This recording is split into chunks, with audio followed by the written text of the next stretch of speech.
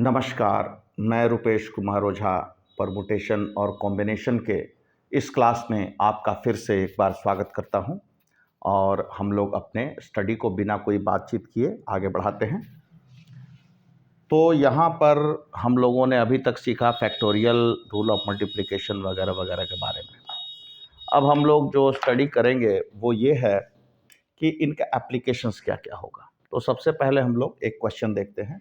Questions के माध्यम से कॉन्सेप्ट्स ज़्यादा क्लियर होंगे और हम लोग उसी माध्यम से क्लियर करने की कोशिश करेंगे। जैसे क्वेश्चन दिया कि how many 3 digit having different digit, यानी तीन डिजिट का नंबर होना चाहिए जिसमें रिपीटेड नहीं होना चाहिए, तीनों डिफरेंट डिजिट का नंबर चाहिए। Numbers can be form with the digits 1 2 3 4 5 6 7।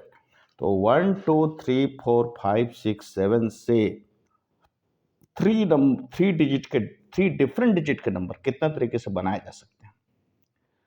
तो 3 अंकों की संख्या के लिए 3 बॉक्स हम लोग बना लिए।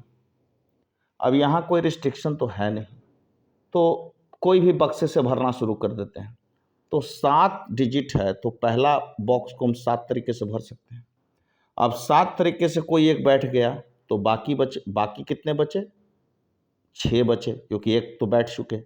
तो इस बॉक्स को भरने के लिए 6 तरीका है। अब एक 6 तरीका में से कोई एक बैठ गया होगा तो बाकी 5 बच गए, तो इस बॉक्स को 5 तरीके से भर सकते हैं। तो टोटल नंबर ऑफ वेज हमारा हुआ 7 × 6 × 5, 7 6 या 42 × 5 210 वेज, यानी 210 तरीके से भर सकते हैं। मतलब कि इन अंकों से 1 2 3 4 5 6 7 से 3 डिजिट के कितने नंबर बनाए जा सकते हैं? तो 210 नंबर्स बनाए जा सकते हैं। इसको दूसरे तरीके से भी हम सॉल्व कर सकते थे। हम इसको कर सकते थे 7p3, 7 में से कोई 3 नंबर चुन लेते और चुन को बैठा देते। तो 7 में से 3 नंबर चुनेंगे तो 7p3 क्या हो गया? Factorial 7 by factorial 7 - 3, factorial 7 by factorial 4, 7 × 5 × factorial 4। ठीक है, यहाँ 7 × 5 × 7 × 6 × 5 × फैक्टोरियल 4। तो 7 से लेकर के 1 तक का मल्टीप्लिकेशन होता है फैक्टोरियल 7। अब नीचे है फैक्टोरियल 4, तो ये फैक्टोरियल 4 कट गया, 7 × 6 × 5 बच गया, वही चीज़ आ गया यहाँ पे जो यहाँ पे आया था। तो 210 तरीके से हम बना सकते हैं, यानी 210 3 डिजिट के डिफरेंट डिजिट वाले नंबर इन डिजिट से बनेंगे। अब सवाल को बदलते हैं, दूसरे सवाल पर आते हैं, तो ध्यान दिया जाए।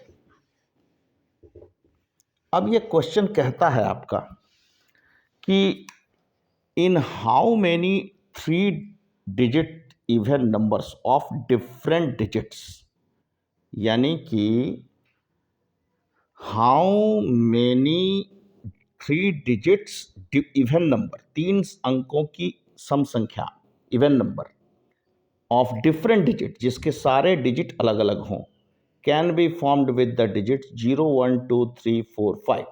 तो 0 1 2 3 4 5 से कैसे बना सकते हैं?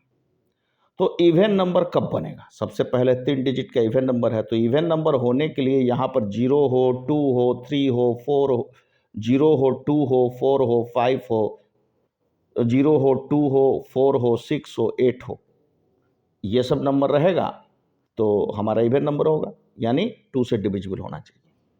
तो पहला केस ले लेते हैं कि हमारा नंबर जो है वो यहाँ इस प्लेस पर केवल 0 रखेंगे। तो इस प्लेस पर हम 0 को अगर फिक्स कर देते हैं तो वो कितना तरीका हुआ? एक तरीका हुआ, 1 वेज। अब 0 फिक्स हो गया तो ये बताइए कि बाकी कितने बच गए? 5 बच गए। अब यहाँ पर भरने का तरीका 5 तरीके से भर सकते हैं। अब 5 तरीके में से कोई एक बैठ गया तो बाकी बचे 4, तो ये 4 तरीके से भरा जा सकता है। तो टोटल नंबर ऑफ वेज हो गया 5 × 4 × 1 वेज, यानी 20, यानी 20 ऐसे नंबर बनेंगे जिसके लास्ट में 0 होगा। अब केस 2, तो कोई ज़रूरी तो नहीं है कि 0 वाला ही नंबर इवन नंबर हो, इस यहाँ पर 2 4 भी हो सकता है, तो दूसरा केस उसके लिए लेंगे। तो यहाँ पर हम कितने तरीके से बैठा दिए, यहाँ पर हम दो तरीके से बैठा सकते हैं, या तो 2 ले लेंगे 4 या 4 ले लेंगे। 0 वाला केस हम ले चुके हैं, तो 2 और 4 ले लेंगे तो कितने तरीके से हुआ, 2 वेज से बैठा सकते हैं। अब यहाँ 0 नहीं आएगा और 2 और 4 में से कोई एक बैठ चुका है, ये बैठ गया सपोज कीजिए, और 0 ले नहीं सकते हैं तो बाकी बचा 1 2 3 4, तो 4 तरीके से यहाँ पर हम बैठा सकते हैं। लेकिन यहाँ पर 0 आ सकता है, यहाँ 0 आने से इवन नंबर में कोई फर्क नहीं पड़ेगा। तो बाकी बचे कितना, 0 को बैठा ही दिए, 2 4 में से 1 को बैठा ही दिए, तो बाकी 4 बचे 0 को लेकर के। तो 4 तरीके से यहाँ, 4 तरीके से यहाँ, 2 तरीके से यहाँ, तो 4 वेज 2 वेज, तो 4 × 4 × 2 यानी 32 वेज, 4 4 जा 16, 2 जा 32 वेज। तो टोटल इवन नंबर कितने हुए, टोटल इवन नंबर हमारे पास हो गए 20 + 32 यानी 52 इवन नंबर्स का फॉर्मेशन हो सकता है।